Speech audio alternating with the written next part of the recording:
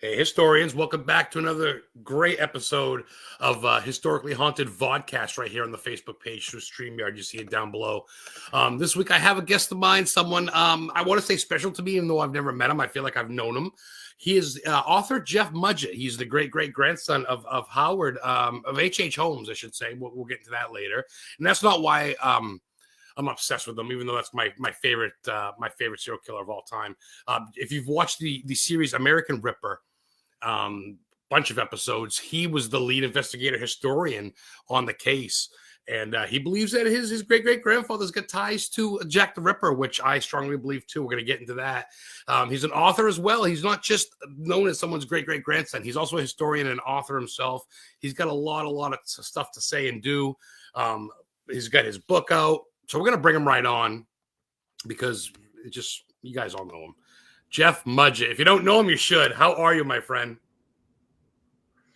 Adam, I'm doing fine, and I've been looking forward to coming with you on Historically Haunted and taking a grilling from you and your guests. Let's give me the rough ride. Give me the rough ride.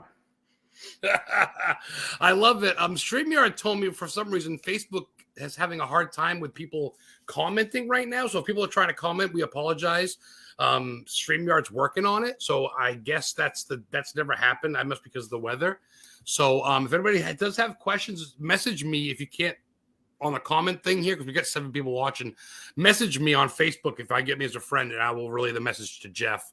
Because for some reason, like I say, unless someone wants to say hi, usually people are saying hi by now. So for some reason, the chat's not working. We got a thumbs up though. So Mr. Mudgett, Jeff Mudgett. I'm going to start right off the bat with some hard hitting questions, my friend. I want to ask you. I noticed your family kind of. I don't want to say it was a stain or an embarrassment, but they kind of kept H.H. Holmes away from you and letting you know your relation. And I heard you might be related to someone else too. I looked it up. Someone else is quite famous. But as far as H.H. goes, as far as Herman Webster Mudgett goes, your great-great-grandfather, he was kind of a secret to you for the longest time, huh?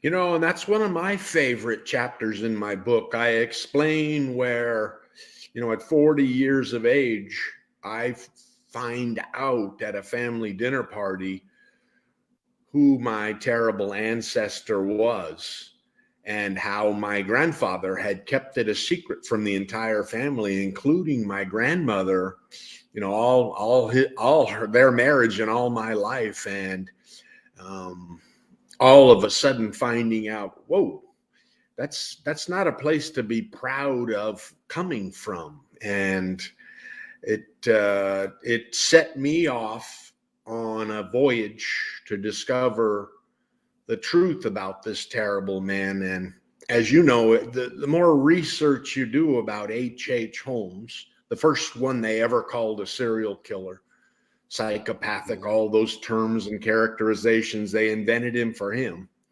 The more you dig into his story, the more you research what's true and what was legend and lore, the story just continues to grow. It never stops. And like you said, lo and behold, I'm sitting there researching who my great-great-grandfather was, and we run straight smack dab in the middle right into Jack the Ripper, perhaps the most mysterious true crime legend lore,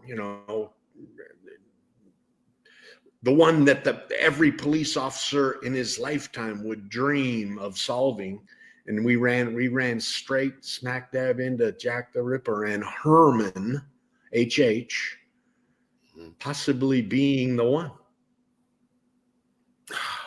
I mean, I did the timeline as you did because you were fantastic, and you were just like you said. He was kind of not seen in America during that time, and the timeline fits well because there's a gap in the killings and where he was, and it's almost like he went there for his training ground before he came back to his murder castle in Chicago. But I'm going to go a little bit personal. I don't want to just talk all about him because it's definitely a lot about you. And I want to get to know you, my friend, because you're a very awesome dude. I follow you on Facebook. You got great pictures, great analogy, great knowledge. What drove you? Because surely you were into history and scouting stuff before this. I mean, you have a knack for it, right? What got you into this stuff? Well, that's pretty much what I did for a living. I was a practicing lawyer in California. I was always fascinated with historic mystery, things like, Pearl Harbor or anything like that. My father and I would go back and forth. We did that for years, and it was, for some Pearl reason, Harbor. those questions always, we had a knack for it. And the only problem is, my friend, that with me, something that becomes an interest can turn into a passion, and then, as it did with my great grandfather, an obsession.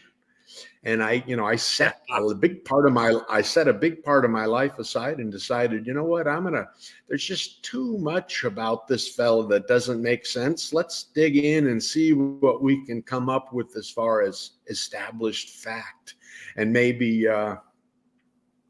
American history, maybe rewriting part of it.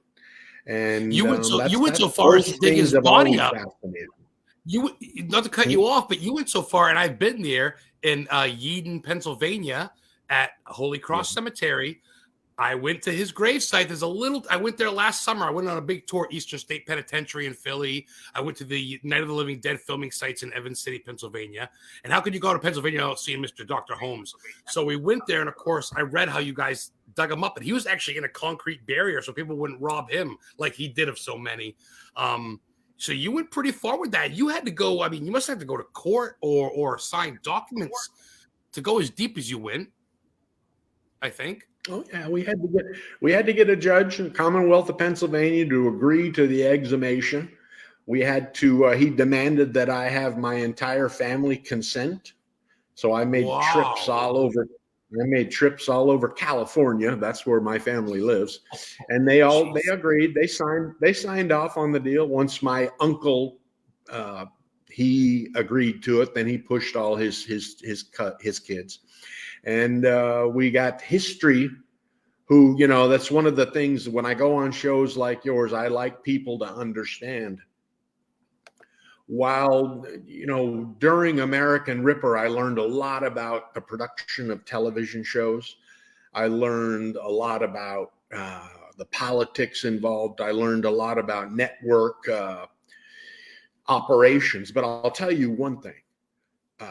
History is the only network, I believe, that would have backed me up on something like that, an actual exhumation. You see a lot of these shows where they round up an expert who gives an opinion on a show, and then they'll recreate some scene that try to look like what they're talking about. This was history agreed to put the money into the actual archaeological and anthropological dig, and that cost them, Adam, that cost them over $1 million. Holy shit. Yeah. So whenever anyone wants to get on history about, the differences we had, I always step in and no. They're to be applauded. Without them, we wouldn't have seen that.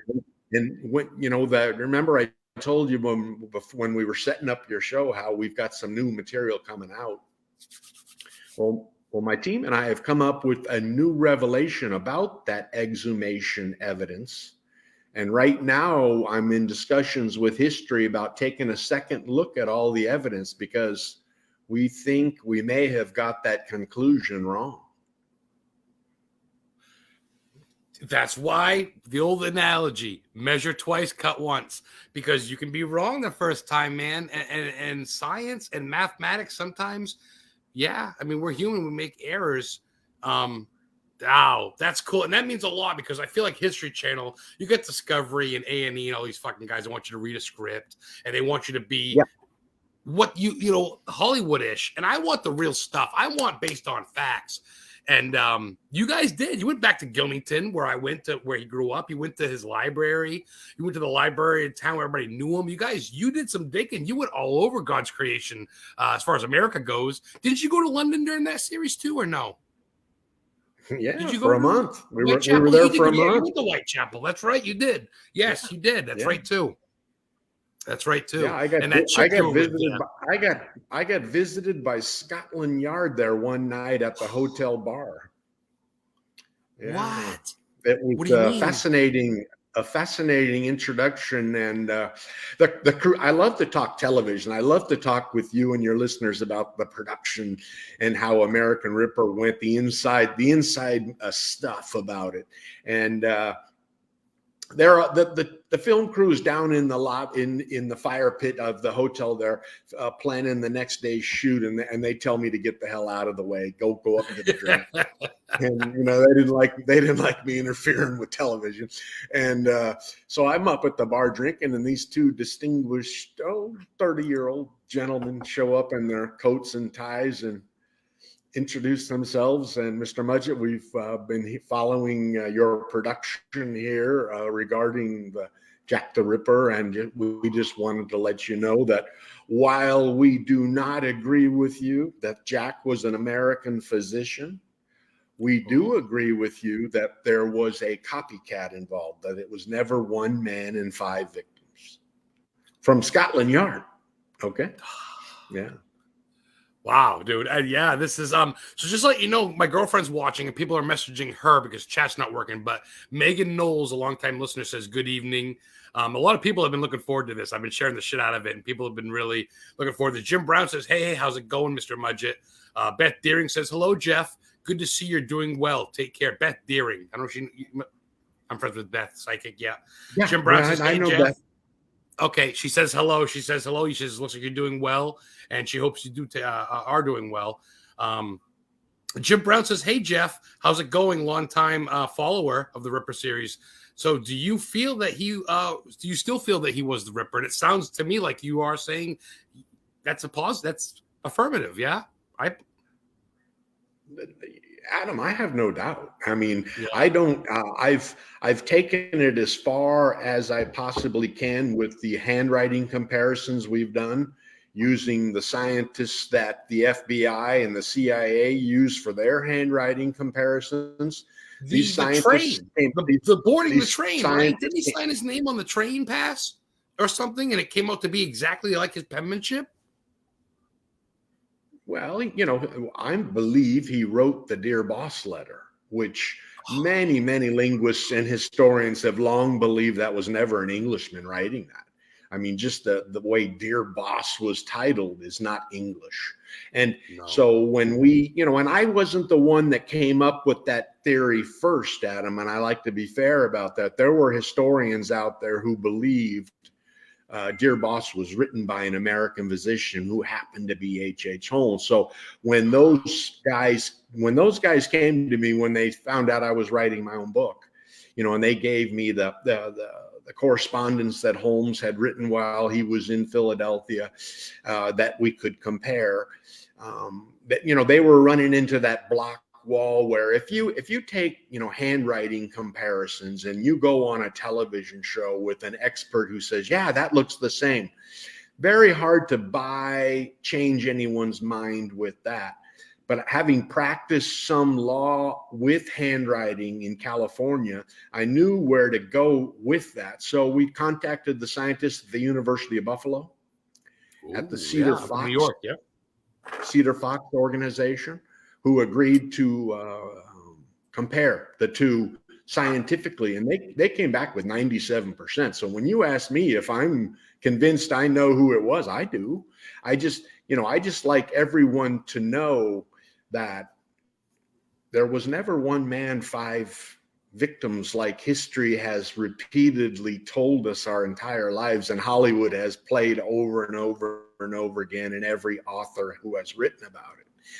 So, that whether it's going to ever be enough for, about 2 years ago, I received a call from a retired ex-FBI agent. And he told me that, that he had been involved with the FBI's project. I don't know if any of your listeners know but the FBI actually wrote a formal report about Jack the Ripper. Wow. You can just Google it up. It'll come right up. It's a great report to read. The FBI's Jack the Ripper report. And it's very accurate, very detailed. And he said he had been one of the agents working on that report. And he said, we've been following you, with your book. We've been following you with your TED Talk. We've been following you on American Ripper. And, we just want you to know that we agree with you that those handwriting comparisons are not a coincidence. For anyone, Adam, to believe that. At the same time, across the Atlantic Ocean, these two terrible human beings could have possibly had the same handwriting is rather foolish. The reporter in Chicago, the Fox reporter, I'll never get over he went up on live TV in Chicago once saying, anybody believes those odds believes, we've got life out in Mars and all those things. So it was a great comment. I'll never forget that. But the agent told me, he said, you made one big mistake, Jeff. And he said, I wish we had been there, with you, guiding you along a little on this thing. He said, when you had the handwriting comparison done, you alerted those, dignified, distinguished scientists in the University of Buffalo that this was the Dear Boss letter with the H.H. Holmes correspondence. He said, over time, what we've learned in those types of comparisons, you do not inform those comparers of what the letters were. You just take a sample from each letter. Yep. You run that comparison, both sides, through their computer system. He said, we're convinced that had you done that, the whole world would be talking right now about you solved Jack the Ripper. Not solved, because there were people had it before me. I'm just the one that put it into direct evidence. But you're going into overdrive here. You're taking it the extra distance. Some people go but you're really trying to get this. This is your life's passion, Jeff. And I think it's fantastic. My question from my girlfriend, Heather Witchin, the witch. I talk about HH all the time. I got a lot, like I said, it's so close to home. She asked if there's any DNA of Mr. Holmes on file that you know of as far as blood goes, blood samples. Because remember, wasn't there a letter signed in blood or something, but it was too old, right? No, I don't remember a letter signed in blood, but I'll tell you what. The exhumation at the final source of evidence that history used to conclude that we had dug up and identified H.H. Holmes was the DNA that we took from the skeleton, and then my DNA, and comparing the two. And I'm convinced that DNA never matched. It's questionable. It's something that we wanted to second look at DNA, and because we have the two UPenn, the University of Pennsylvania anthropologists. Yeah, we have them on quote saying they'd given up on DNA after trying all summer long to match it with mine. So we're gonna I'm trying to get history to take a nice close second look at the evidence, but this time, Adam, and I know you'll dig this. What we did, and the mistake I made there too, was that when the judge allowed us the exhumation at Holy Cross Cemetery,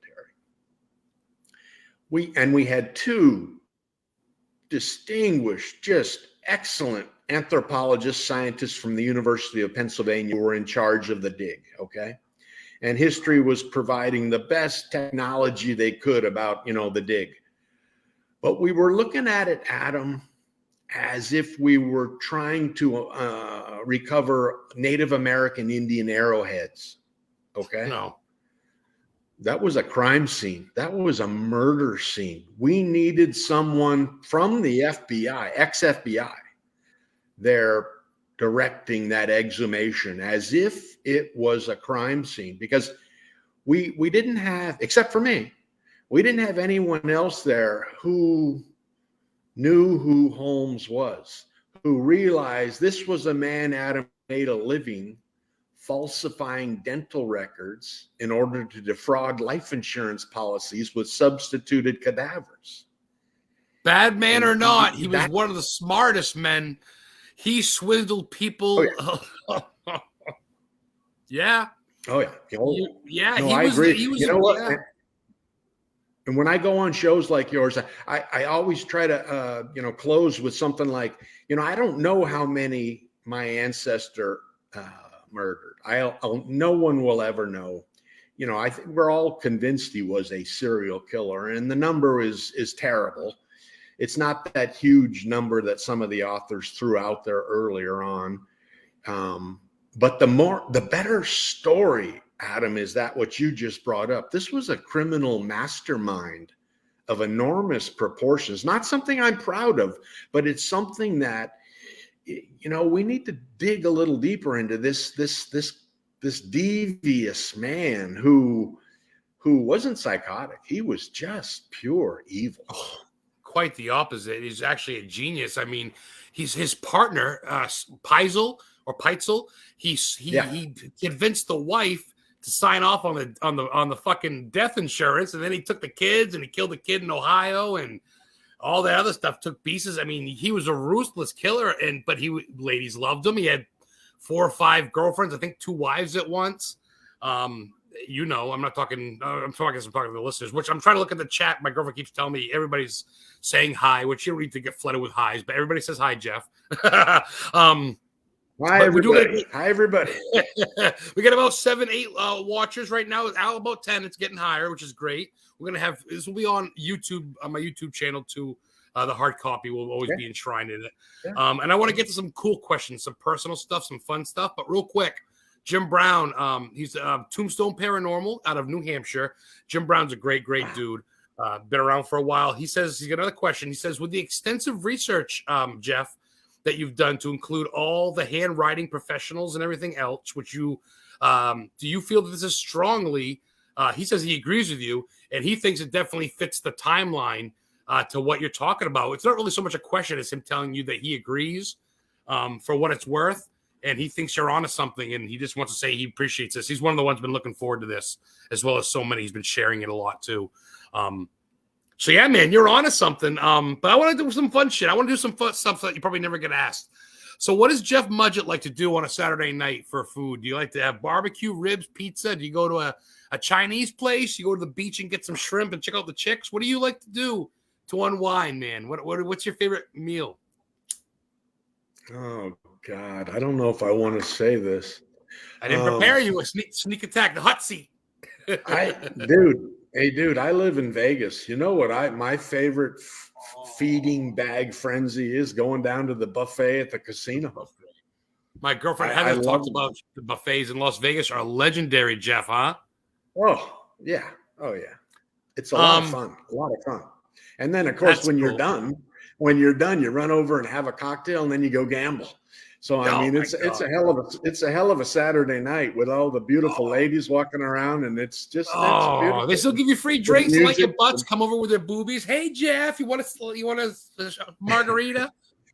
Yeah, don't take my word for it. Don't believe it's free drinks. You pay for it. I'd buy you one, brother. I'd love to meet you sometime. I want to order your book, but I'd like to get you to sign it. We can talk about that later. I can give you my. Let's talk about that later. I've got my revision coming out. Yeah. So I want to talk about some stuff too, because we talked pre-show that you've been, of course, going to New Hampshire. We'll get back to HH in a minute, but you've been to my neck of the woods. You've been to Stephen King Town, Derry, Maine, aka Bangor, Maine. So you spent some time in the Pine Tree State. Let's talk about what you did down here, because it's pretty cool, man. And I'm pretty proud to know that you did that. So what did you do in Bangor, Jeff, for a couple semesters, I guess? Well, yeah, I've never been asked this before. When I was a youngster out of high school, I went to the Merchant Marine Academy, and I had my third mate's license, went out on some oil tankers, and the company decided they want to send me to ship's medicine school, so that if ever one of my shipmates was injured before we could get emergency medical help there by helicopter, I could maybe save their life while we were waiting for all that. So they sent me to a school there in Bangor, Maine for 2 weeks. That might still be there. Now that I think about it, that school might still be there now, I think, Jeff. It might still... I loved it. It was a great experience, good time, met a lot of good people there. And I tell you what, and that knowledge came in handy. Really? How so? Well, at one point I was working on for a company out of New York City that was delivering liquefied natural gas from Indonesia to Japan. Oh boy! And we'd go through the South China Sea and through the Indonesian Straits there, and it was when all the refugees were leaving Vietnam. After the war was over, but they were all leaving, the ones that had sided with the United States, and now we're having to pay the price. So we'd be up on the ship's bridge, and we'd see ahead of us the other ships all dodging these launches full of people. And my captain was a very conscientious, good-hearted man, and we'd stop for everyone. We'd pick them up, and then we deliver them in Singapore to the embassy there. Well, wow. one launch we picked up, there was a woman who was expecting any second. We got her down to the ship's. We got her down to the ship's hospital. I was setting her all up with some of the knowledge that the school there in Bangor had provided me with. Yes. And lo and behold, I delivered her second son. Oh, dude. Fantastic, Jeff. You're a papa. You delivered a baby, man. No one's ever talked about that. That's cool. Basically, Adam, what it amounted to is I just was catching. But play for the Patriots, wide receiver. Hey, I got to touch. I was catching, but it wasn't a Brady pass, but it was a pass. And then I knew how to put away all the things afterwards, so it came in very handy. She was healthy, the baby was healthy, everything worked out fine. All because of Jeff in Bangor, Maine. You hear that, guys? That's cool. So did you get to try any? Do you like seafood? Did you get to try any lobster, any of that shit when you were out here? Any crustaceans? Oh yeah. That was delicious stuff. Oh yeah. That's cool. So a man of all around. Well, geez, I guess that kind of diminishes my next question, or maybe makes it better. What's your bucket list, man? What's your bucket list that you got to go to? You can give me one for America and then worldwide if you want. Like, have you been to New Orleans and Gettysburg and Salem? Bucket list, yeah. Yeah, a couple places. Give me one national and one American place you haven't been to, if there is any. I was with a neighbor this morning, and she and her sister are going on one of those Rhodes Scholar cruises through the islands in Greece to see all the ruins. Beautiful. That kind of rang my bucket list. I think I've never been to Greece. I'd like to see the Greek ruins. I'd like to have someone that studied their lives away, knowing the facts, and then to share that with me on that beautiful cruise ship would be that sounds awesome. And then when you're tired of that for the day, you go down, get dressed, and then have dinner. Oh my God, some Greek food is the shit. Greek food, Mediterranean, and one of the most historical lands in the whole world, Greece. Everything started in Athens, Greece, for God's sake. Wow, Jeff, that sounds like something I can almost see myself there now with the sun and oh boy, that'd be wow. Never been to Greece, huh? You've been to a lot of places. You been to Italy? Oh yeah. No shit. Wow. Yeah, that's cool. Yeah. That's cool. I've been most of the Orient. That's mostly where my early career was over there. Did a lot of Alaska. Oh wow. Voyages, and then New Orleans a lot, and then made some trips to Europe when I was younger, and then of course this American Ripper. I tell you, all your listeners, it was it was an amazing experience because the history people and the Megillah production crew treated me like a king. We stayed in these incredible hotels. I flew over there first class, which I'd never done before. And then they fed me just, like I was a king. It was a great time. And then my co-host, Amaryllis, she was on American Ripper, was ex-CIA. And we got to be some of the best of friends. I still Yes, your talk partner, the with her. chick, she's phenomenal. She's a spitfire too. She's right there with you. She's a little thing, but she's just fucking. I used to call her Scully. Ah, And the X-Files, yeah. yeah. We got people dropping in. Michelle Rack says hello. Becca Thomas says, hey. Dawn Brown, Jim Brown's wife's checking in. Jim Brown's got another great question. Keep them coming, guys. I love it. He wants to say, hey, go say, obviously he's asked a couple here, so I appreciate it. He wants to know, hey, Jeff, do you have any new projects on the horizon? I mean, I guess you kind of did. You said that you want to get it re-exhumed. You're going to work on getting everything, I guess, going, right? I'll let you answer, actually. I'm sorry. Well, right now I just did a couple of Zoom calls with the people from MGM and then the people from Hulu, and they're all excited about what's going to happen next year with The Devil in the White City production with Scorsese and DiCaprio. Yeah. The rumor is that finally going to make it into a stream. I don't know. 6 years in the making. I've been hearing about this since 2015, Jeff. We'll see. And they want to jump in with something more documentary if it does happen like that. And I keep trying to talk them into a recreation of the actual murder trial, which I can't. I keep trying to explain to those types of people the courtroom still exists, the actual jury table bench, the chairs are still there. The Judge Arnold's bench he looked down on as Holmes, and he argued back and forth about guilty beyond a reasonable doubt, how Holmes fired his two lawyers, took on his own defense, and cross-examined one of his ex-wives. In violation. I didn't know any of this, Jeff. Wow. I knew he got arrested in Boston and brought to Philly. Can you believe what a recreation that would be in a historical documentary? And if you watched American Ripper, you'll realize that the people from McGilla and History did a fine job recreating Holmes in London, creating one of the murders. It was some of the best television I've ever seen. And so, I've been trying to get them to think about a recreation of the trial. I'm trying to get them to take a second look at that exhumation. I'm trying to convince them I can prove it wasn't him. And the evidence doesn't match up, that if we had someone with some true crime experience that could look at it from Holmes's point of view, how this con man would have handled each piece of evidence as it came up and how he created that whole scheme. I said, you guys are going to have something amazing on your hands. So we'll see, but I don't give up. And then I have my, I wrote Bloodstains. It's 12 years old now. Yeah. So what I'm doing now is I'm finishing next week, and then my final edit crew grabs it. And then my website design guy, he's from Philadelphia. He's putting together a website for me.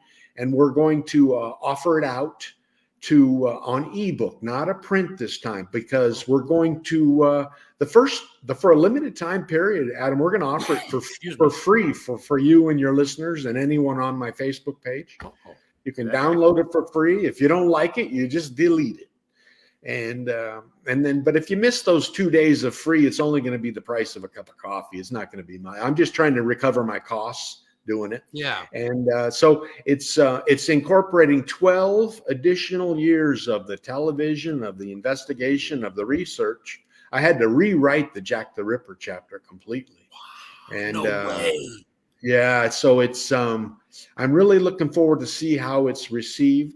I've got some, when I don't know if you recall, but my first book, I discussed going down into that basement of the post office with my friend Kim when the post office finally agreed to let us go down that first time.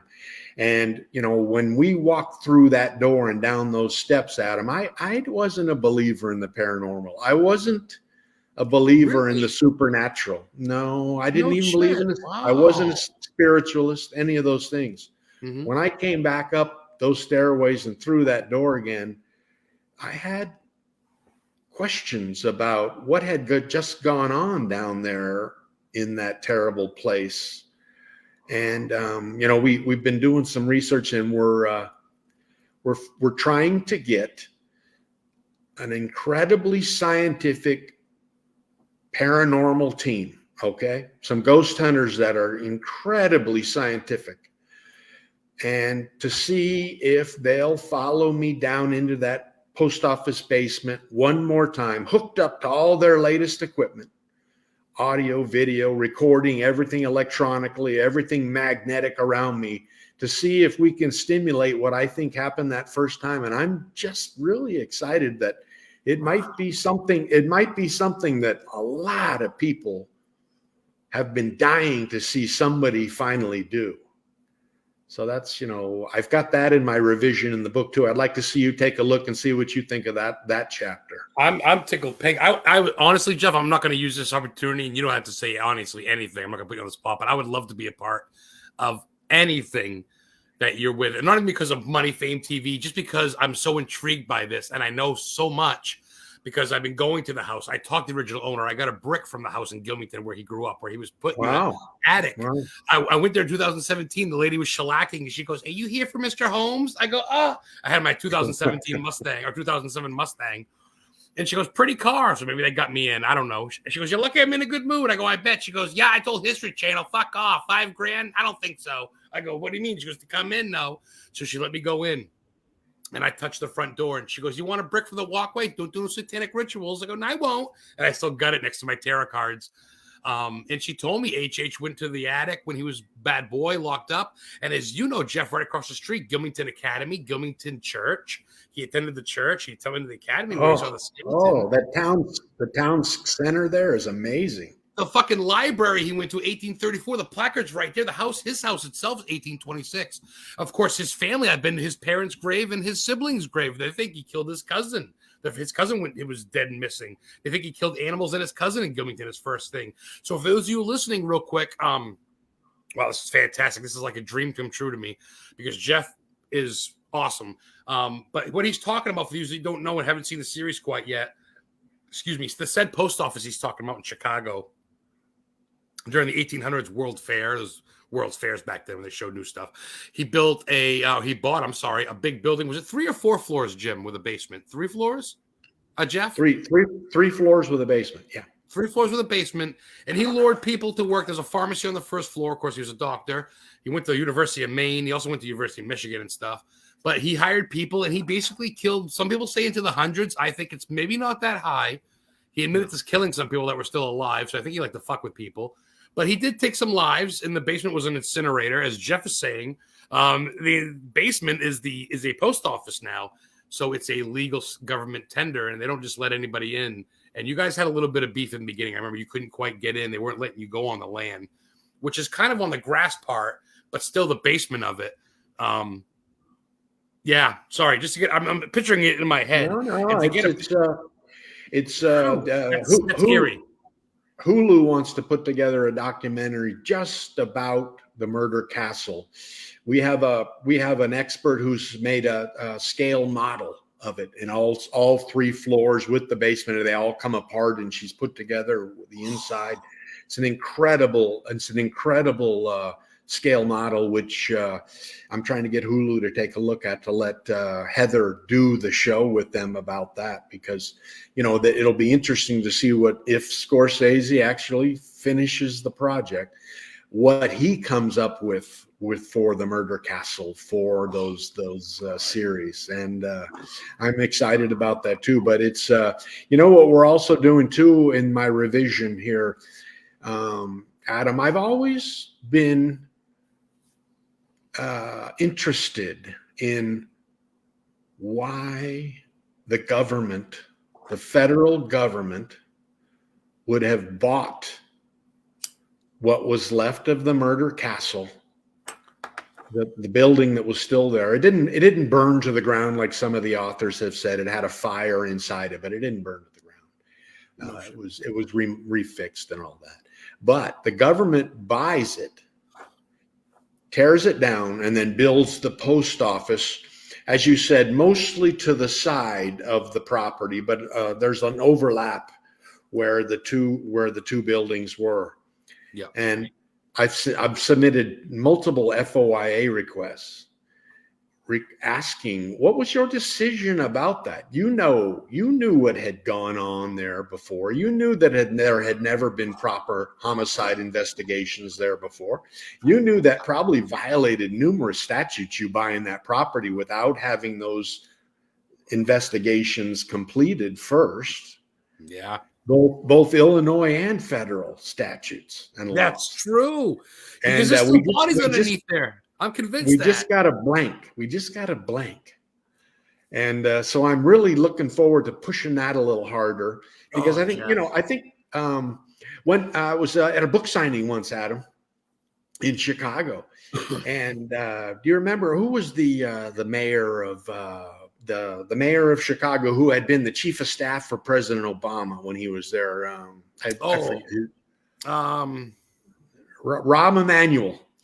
Emmanuel was, Emmanuel. And his assistant came up to me at the book signing and said, "Hey man, we've been watching the show. We've been watching the American Ripper. Why didn't you come over to us and get permission? We'd have let you right back in that building."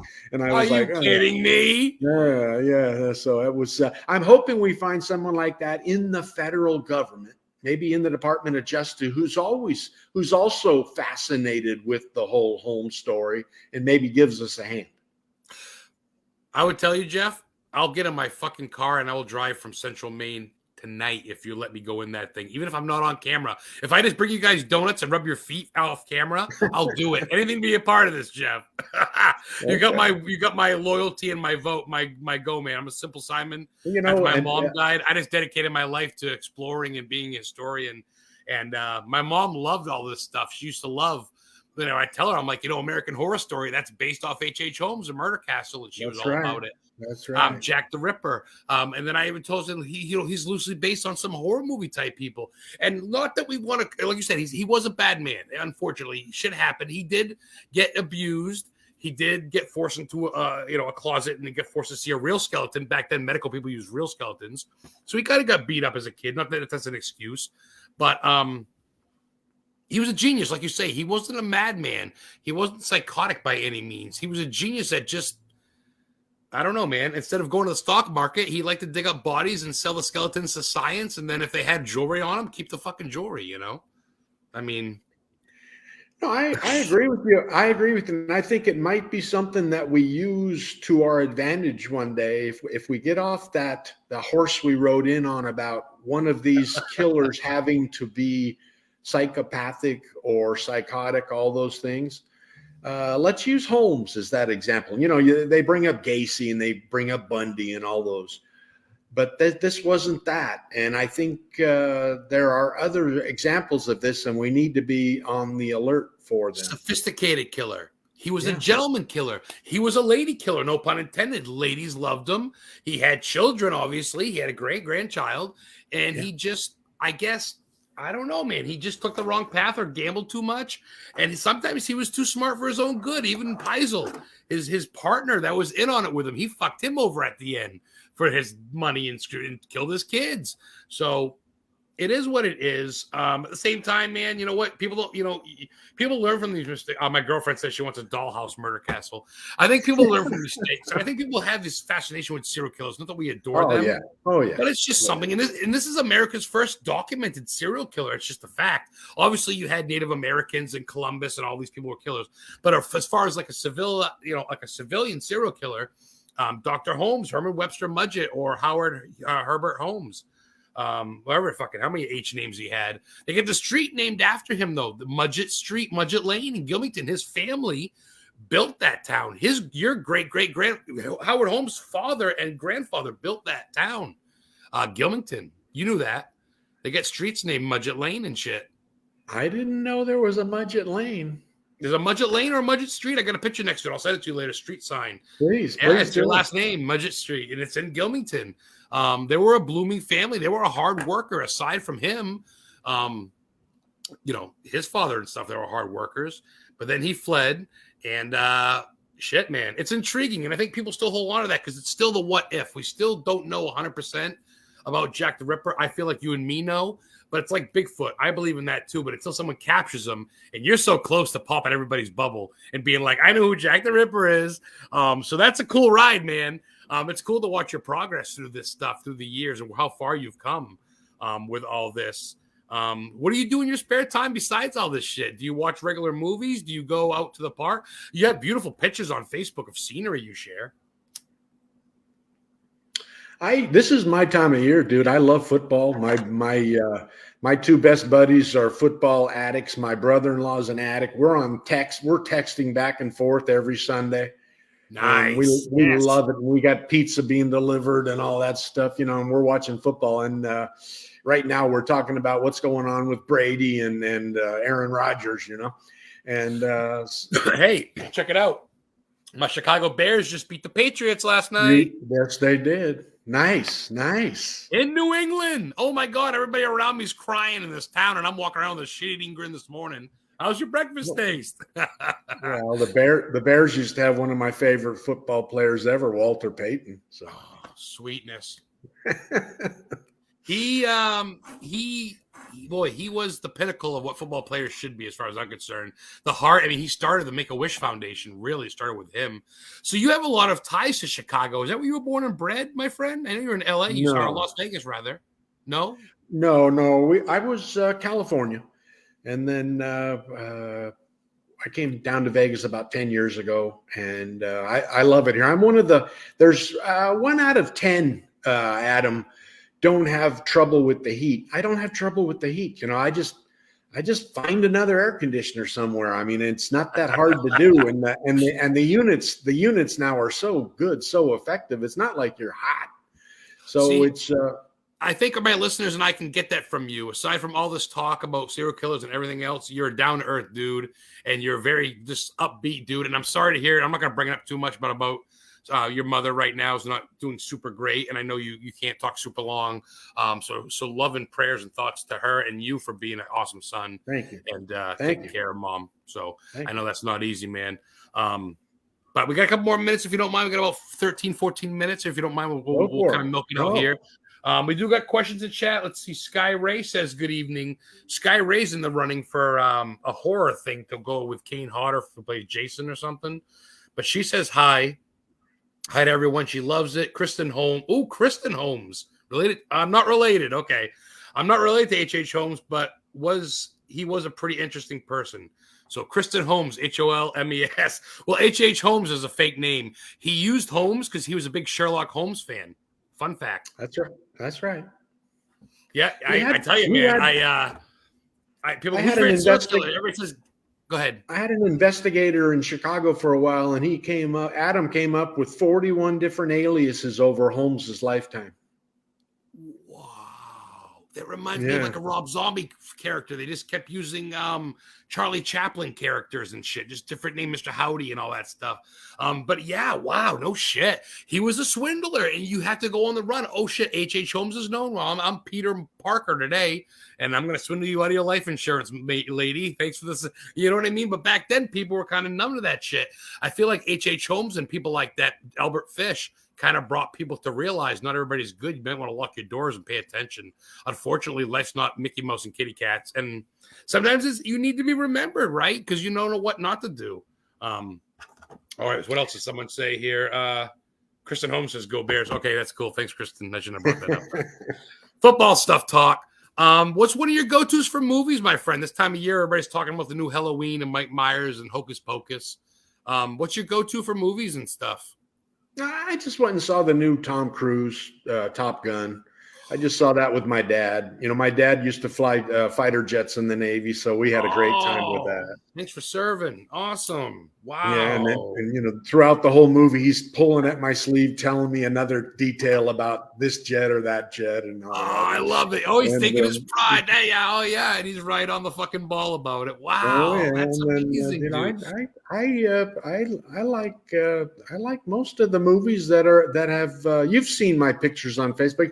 I love. You know what I watched the other day? I sat down and watched the whole thing from start to finish.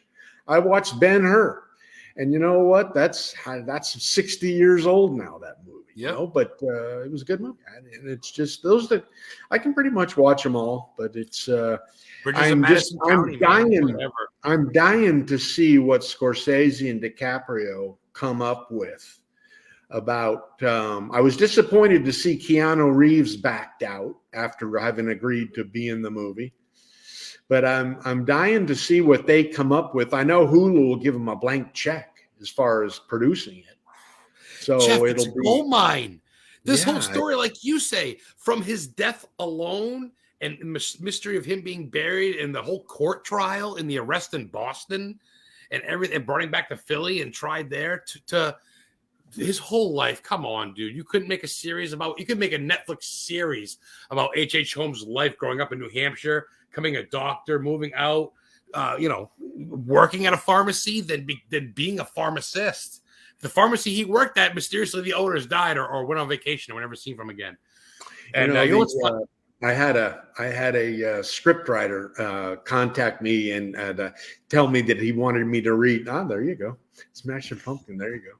He wanted me to check something out he put together, and his opening scene for a movie about Holmes is two young ladies from the Midwest getting off the train in Chicago, with wide-eyed amazement and wonderment at the World's Fair with 1 million people there walking around in something that looks like Greek ruins. It's just amazing. And they're looking for a place to stay. And the proprietor of one of the events there directs them up the road 2 miles to the Murder Castle Hotel. And there at the opening door is Herman to welcome them in to spend the night. With $1 million smile, boyish good looks, a fit body. What a scene. I mean, and this, honestly, these fucking guys are accomplices to murder because they're telling the girls, hey, you want to die? Go see this guy. Because girls went vanishing, but they were all, like you say, they were small town girls, not used to the big city. And the World's Fair, look up World's Fairs, guys. They did it in Paris and stuff. Well, they did it in Chicago in 1893, 98? 1894, 94, yeah. 94. Small story about that. So Poland Spring water. That's right in Maine, Poland Spring. I've actually been to the Poland Spring Inn where Sonny Liston stayed when he fought Muhammad Ali, the Phantom Punch in Lewiston. Sonny Liston stayed there. It's haunted by Hiram Ricker, the owner. He died in like 1902. But anyway, I digress. Why was I talking about it? So then I went to a Halloween thing there, and they have the State House there. It's a big octagon building. And they bought it at the World's Fair in Chicago that year. Hiram Ricker went down and bought it and had it trained up to Maine. So when we went in, they had a little thing on the table of H.H. Holmes saying that he killed people that year and that how Hiram Ricker was there buying this castle, so to speak, to bring back to Maine. And it had a little H.H. Holmes thing, and it had the murder book, had the book, Devil in the White City, and it had all that stuff. And I said, and that kind of got me really started into it. And that's when I said, who is this guy? Because he wasn't talking about like Gacy and these guys that are just kind of loony bins that go around painting fucking clowns up and stuff. H.H. was a man's man, dude. And man, Jeff, you're onto something. This is your own lore too. Take the fact that you're even blood related to him. You're just a regular detective, investigative historian, and you're causing waves, man. Holy shit, the stuff you guys had at that dinner table led to this.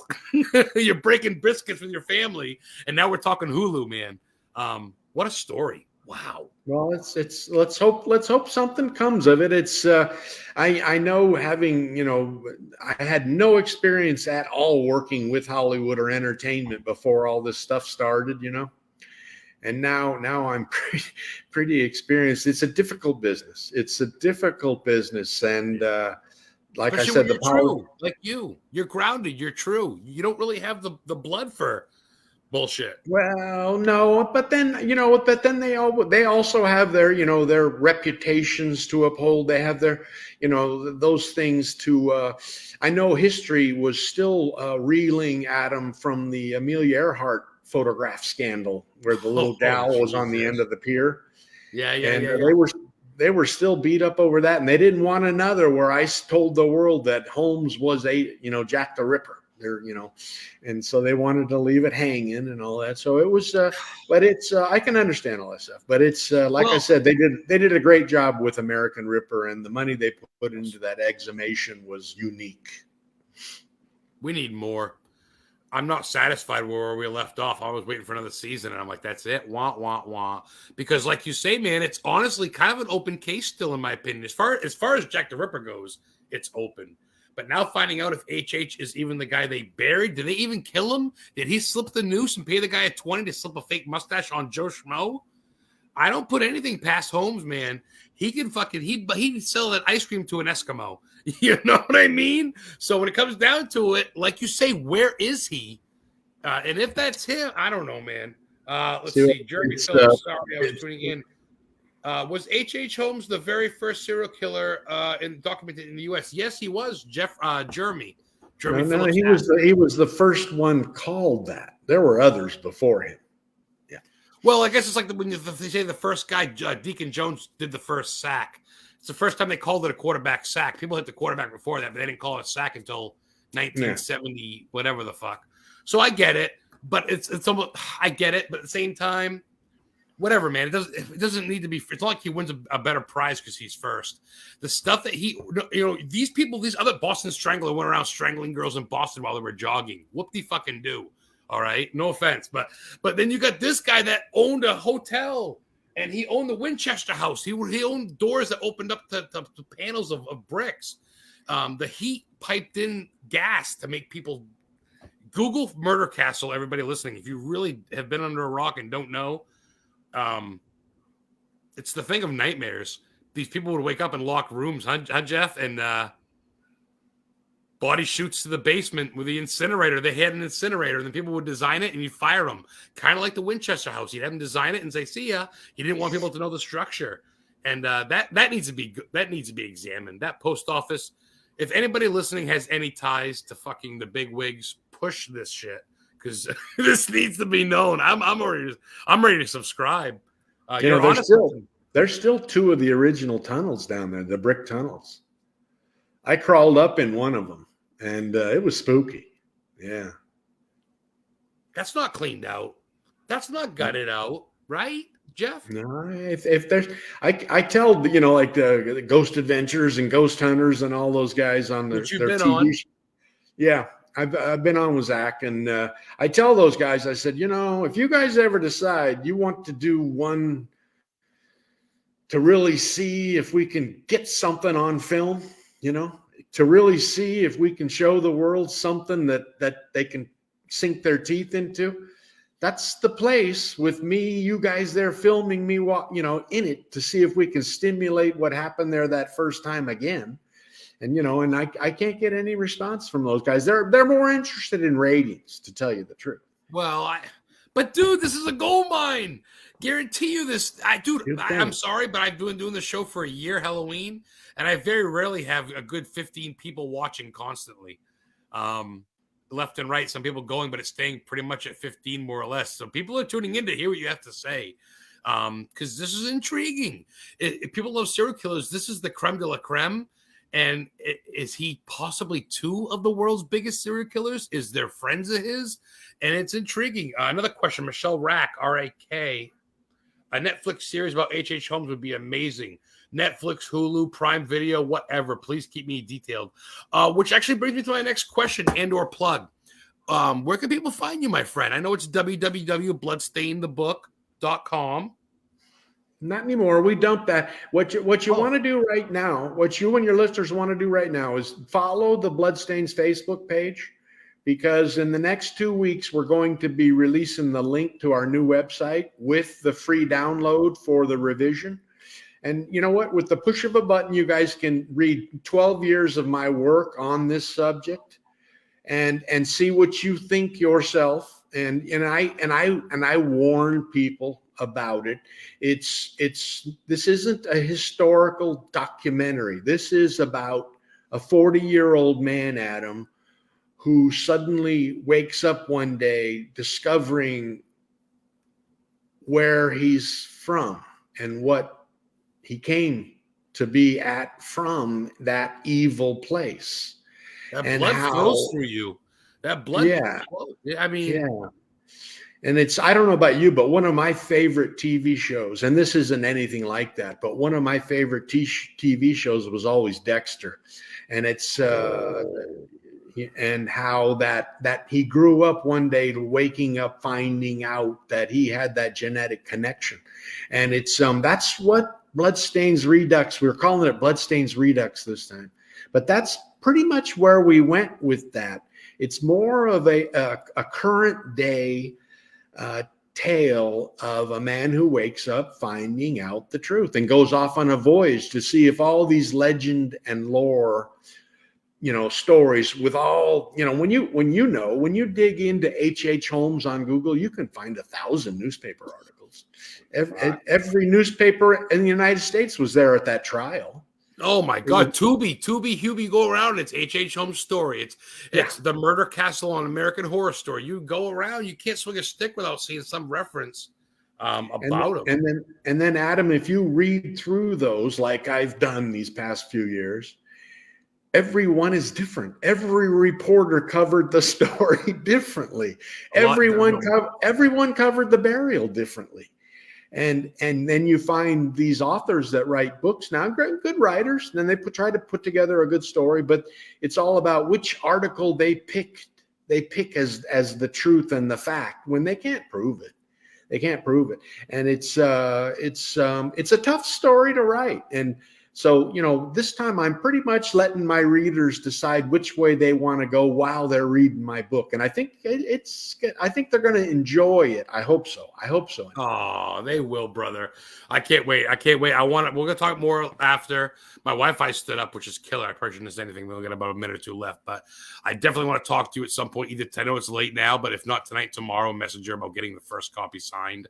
What's the future? Can people see you doing a tour? Do you do speaking tours? Do you go to colleges and do like stand-up tours? Do you go to Paracons or anything? Or I got an outfit called Gold Entertainment. They have me doing a dry run after the first of the year down in Florida. They want me to. They fell in love with my TED Talk, and they want me to put together a moderned out TED Talk, but giving me a full hour, not the 17 minutes that you get at TED. And they want me to put that up. And if it goes in Florida, it's a dry run, they call it. They're going to fly me around the country to different cities and have me do presentations for them. So I'm really excited about that. Oh, you are blessed and you love to travel. It keeps you young at heart. Yeah. I mean, good for you, my friend. You get to try the cultures out, different food. There's beautiful women in every state to get something different to add. So shoot, man, we're kind of running low on time. This was amazing. I'm so glad that you took time and you weren't uptight. Not that I thought you would be. I've seen the way you are, and I figured that's the way you would be, but I was a little nervous. You're Jeff Mudgett. I know you probably think it's nothing special, but to me, it's like, shit, dude, this is cool. So I appreciate you, Jeff, more than I can even tell you. I definitely owe you one. And shit, man, this was a lot of fun. I'd love to get you on here again. I do a radio show on Fridays where it's audio only, which I think people listen to more. Maybe I can get you on that sometime too. That's for an hour.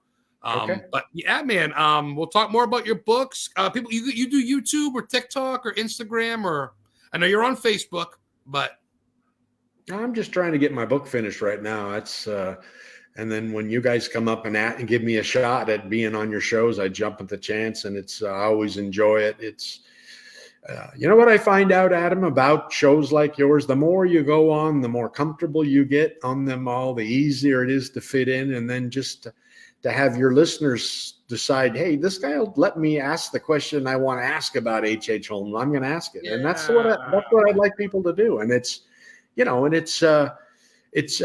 I'm stuck in that spot, Adam. About I always have to keep reminding myself this man was a monster. This man was horrible, maybe the worst in American history, and it's not something to be proud of. But I don't want to run away from it. No. And I'd like the world to know the story. And if we can, well, you know what, Jack the Ripper, to me, that was always a fascinating subject when I was growing up as a little boy. And I pretty much watched every movie that came out, read every book, Patricia Cornwell's book, all that stuff. And I was always, reasonably fascinated with how they covered the story, but not well impressed with how they handled evidence that would not have been admitted at trial. And, And that kind of fits in with the Holmes story. That there's always people now, Adam, that want to argue how many he murdered. But there's never been an eyewitness to one Holmes murder. Not one. Not Not one. No, and neither is Jack the Ripper, though. No one's ever seen a guy ever. They don't know if it's a guy, a girl. Yeah. And well, then let's close with something like this. Did you see last week's news about that father and son who were found guilty about the 16-year missing young lady in Ohio, I think? Jesus. No, the son and the jury found the son guilty of murder, although there was no evidence. No eyewitness. The only thing there was, he was last seen associating with this unfortunate young lady before she disappeared. Still hasn't been found. But this man was found guilty of murder and sentenced to prison. Think, Adam, how many could Holmes be found guilty of if the standard was who he had last been seen associating with in the Chicago World's Fair? The number astounds. That's the one eyewitness thing, is people always said the last time they saw the girl was either with Holmes or they sent them to Holmes. That's really the only thing, but no one actually saw it was always the room at night. But oh man, what an hour. I could talk for another 3 hours, but I know you gotta go. Jeff Mudgett, you almost leave us with more questions than answers, and I love that, man. More power to you. Like I said, my year anniversary is next week, Halloween, but then I'm going to start season 2. I'd love to have you on when the book's done, maybe even around Christmas time or the New Year. We can talk a little bit more. I'd love that. I'd love to show you my revision. I'd love to show you the cover. Yeah. That means a lot to me. It means a lot to me that you dug the show and you appreciate me and I appreciate you. I look forward to this so much. You have no idea. So I appreciate it, Jeff. It's been an honor, dude. And it's not just because of your great-great-grandfather, even though, like I said, he's almost an inspiration of mine, even though I said he is a bad dude. I get it. But the way that you attack this stuff, man, I use my knowledge and my reference to look up stuff how you kind of do. Because like you say, man, it's worth reading. It's worth writing. It's worth diagnosing, getting books. And shit, I could talk for another hour. But I look up to your investigation skills more than anything than who you're related to. Let's just say that. So it's been an honor, Jeff. Please go enjoy the rest of your night. It's going to be, 6 o'clock there in Nevada? 5 o'clock, right? 5:07. All right, it's 8:07 here. I'm going to smoke a joint and go to bed. I got a long day tomorrow. But, man, Jeff, I wish you nothing but success, nothing but love and light. And I appreciate all your work. And I look forward to seeing what you got. And if you need me for anything, dude, I will literally drive tomorrow to give my knowledge and whatever I can to be a part of anything. But anyways, I support you no matter what, regardless. We'll talk soon. And I guess that's it, unless I missed anything. Thanks a lot, Adam. I had a great time. You're the best. Thanks for coming on Historically Haunted Podcast. The hard copy will be up on the YouTube tomorrow. Historically Haunted on YouTube. Subscribe, everybody. Check it out. Check out Jeff Mudgett. Follow him up. And thanks for coming, guys. Have a great night. We'll talk to you soon, historians. As you can tell on my YouTube channel, Adam the Historian Ghost Hunter. I've been going to a lot of Stephen King sites lately. I went to the Creep Show filming sites, The Hitchhiker. Thanks for the ride, lady. When she runs the guy over and he jumps on the hood. So I've been doing that in Maine. I've been doing a lot of sites where Al Brady got killed, the gangster in Maine. That's in Bangor. He was America's Most Wanted after Bonnie and Clyde got killed, and he got shot down in Bangor. He's buried here as well. He's buried in the same cemetery that Gage from Pet Sematary is buried in, or was buried in. Hannibal Hamlin, America's first Republican vice president. The Vice President Abraham Lincoln's buried there too. But anyway, thanks for watching, guys. Make sure you subscribe. Mike Myers forever. He ain't fucking dead. Love you guys. Thank you for watching. This means a lot to me. I'm chilling up here in northern Maine. Heather's Witchins down there. She got her show tomorrow, the Witch and Life Guide show, 8 p.m. Eastern on the Paranormal King Radio Network. It's audio only. Check it out. And then Heather and I will be with Medium Drake and Psychic Medium Alexandria Sarr in Quincy, Massachusetts this Friday from 6 to 8 p.m. We'll have a table up. Come meet us. Say hi. Listen to them talk about being psychics and mediums. Quincy, Massachusetts. We're going to spend the night there and go check out the America's First Dunkin' Donuts.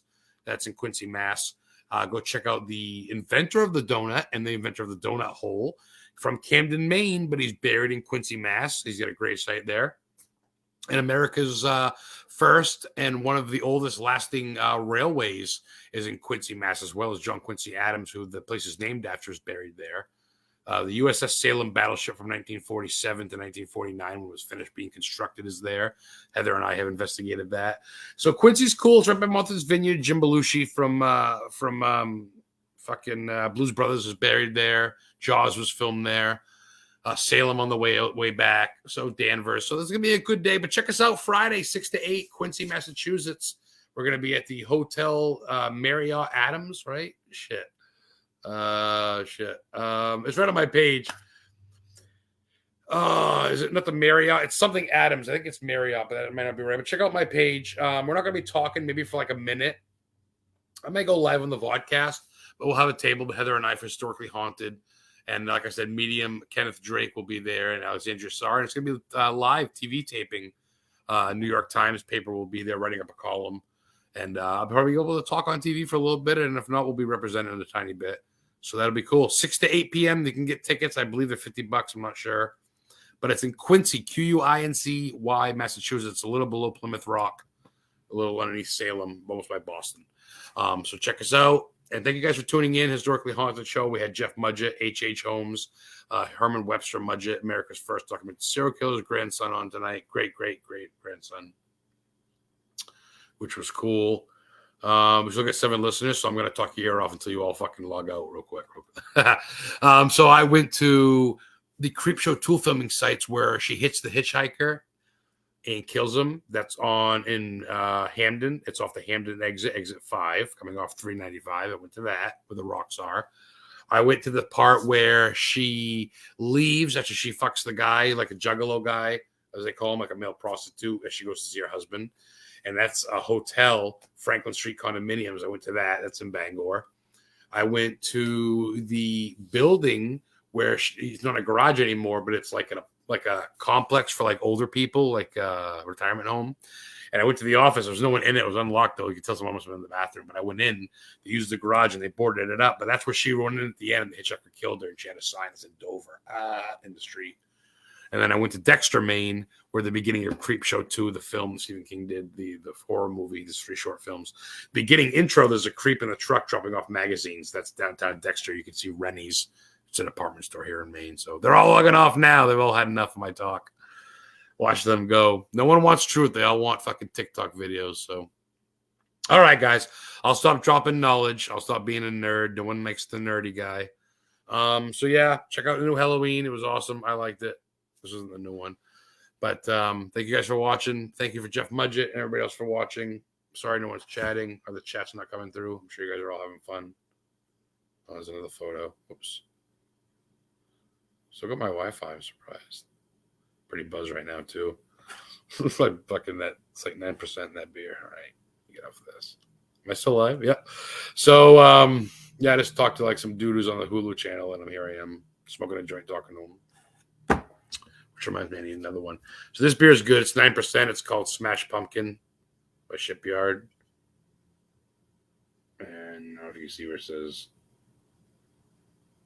This is 1 pint. But it's pretty good. It's cute. Pumpkin's always cute. Jeremy Phillips, sorry. I was just tuning in. I already got that picture. All right, guys. Well, thanks for tuning in. Like I said, I've been checking out Adam the Historian Ghost Hunter, all separate words. And I've been going a lot of Stephen King filming sites. Of course, you can see my old pictures when I went to the house made out of 30,000 Union War cemetery, Civil War soldier tombstones. There's a house that's in Virginia I've been to. I've been to a vampire's grave. I've been to the Axe Murder House in Iowa, Gettysburg, Salem. So check all that shit out. Check out my YouTube shit, my movie stuff. I've been kind of doing a lot of movie stuff lately now that I've moved to Bangor, a.k.a. Derry, Maine. I went to Stephen King's house today. They had someone blowing leaves and shit. I wanted to go in there and act like I was doing that too.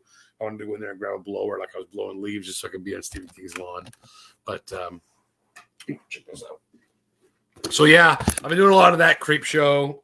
Check on my mask. Oh, where's the eyes? Check out the bird. Where is it? It's. All right, guys. I'm gonna get out of your fucking face and go call my girlfriend and watch a movie. Smoke a joint. Thank you guys for watching. Have a great night. Make sure you subscribe. Make sure you follow. Make sure you do all that stuff. You guys don't need me to tell you. So have a good night, guys. And thanks for watching. Sorry about the chat. It's not me. It's StreamYard. But thank you guys for watching. Michelle, Rack, Betsy, blah, blah, blah, blah. All right, guys. Love you. Thanks, historians. Historically Haunted Podcast. Out. Hell of a Halloween. If I don't see you this Friday, season 1 is done. Season 1 is Halloween. We're on to season 2 as of November 1st. Thank you guys for watching. Thank you for subscribing. I'll get t-shirts and stickers soon. Thanks a lot, guys. Be well, have fun, and go do something that pisses people off. Whatever. Thanks, guys. See you next week or whenever I go.